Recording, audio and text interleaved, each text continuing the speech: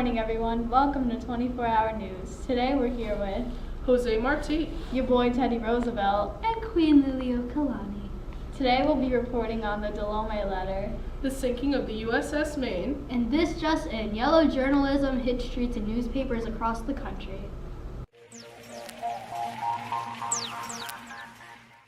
Here's the news on the Dlomé letter. In 1897, the Spanish minister to the United States, Enrique Delome, wrote a private letter to a Cuban friend. In the letter, Delome insults President McKinley, referring to him as a weak and a bidder for the admiration of the crowd. He also says that the president is a would-be politician who tries to leave a door open behind himself while keeping on good terms with the Jingos of his party. Other than just insulting the president, Delome also stated his opinion on the war. First, he talks about what is going on in Spain and how everything in Spain depends on what happens to the military and government in Cuba. He also says that he believes the war is a waste of time.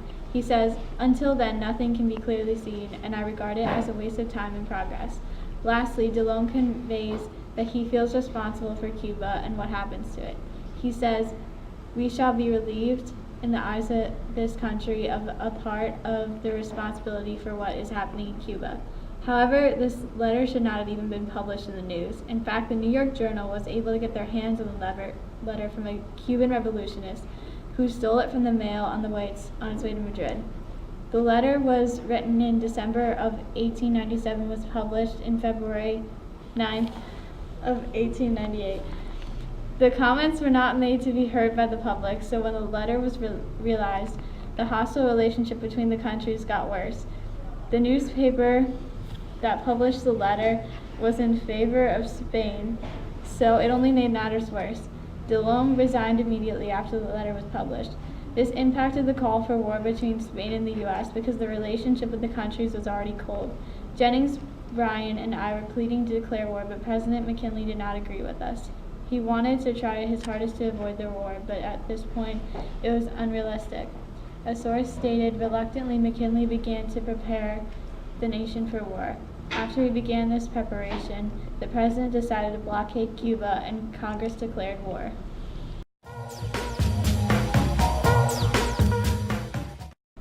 Good evening. My name is Jose Marti, and tonight I bring you news on a tragedy that recently struck the United States. At 9:40 on the evening of February 15, 1898, a horrible and enraging tragedy took place. While docked in Havana Harbor, the USS Maine mysteriously exploded. Out of a crew of 255 men, 260 were killed. It was truly a rescue mission gone wrong. To my right, you can see photos of the wreckage taken the next morning. Also, there are photos of rescue boats searching for and saving survivors, and photos of the 260 men that were killed. Everyone's first reaction to this tragedy was to blame the Spanish, and that's exactly what they did. Following the publication of the Dlomé letter, American distaste for Spain turned into outrage. President McKinley ordered the USS Maine to Cuba to bring home American citizens he feared were in danger from fighting. Sadly, this rescue mission quickly turned into a disaster. The official report on March 28th indicated that the explosion was probably not an accident inside the ship, but was deliberately set by an outside mine. News of the tragedy hit newspapers instantly and spread like wildfire. The front page of every newspaper claimed that Spain was behind the attack, and many even went so far as to offer rewards in exchange for information on specific culprits. Reports of Spanish atrocities in Cuba and the mass starvation produced by Spain's military policies created great sympathy for the Cuban rebels. Then you add on top of this the overwhelming cries of "Remember the Maine." This was the last straw for many Americans who insisted war was the only option. Harming Cuba was one thing, but directly attacking Americans was completely unacceptable.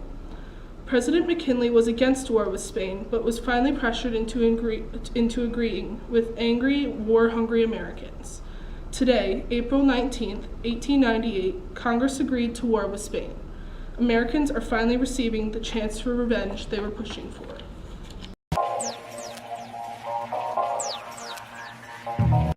2012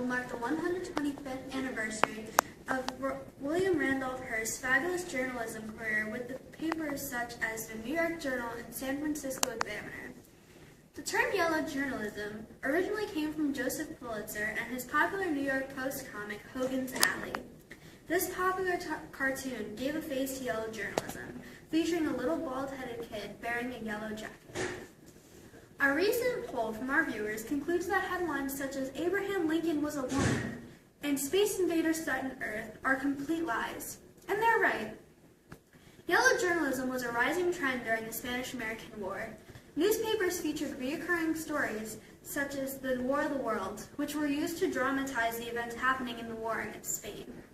Based on the H.G. Wells novel War of the Worlds, featured some of the stories of Martians invading Boston after war had been declared on Spain, as well as an attack on the Martians using biological warfare.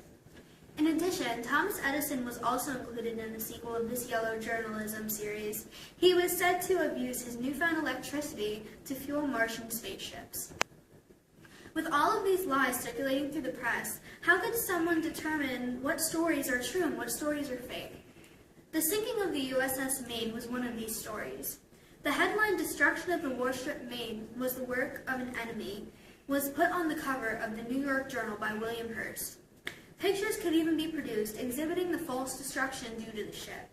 When news of the USS Maine destruction surfaced, the people pushed for a declaration of war.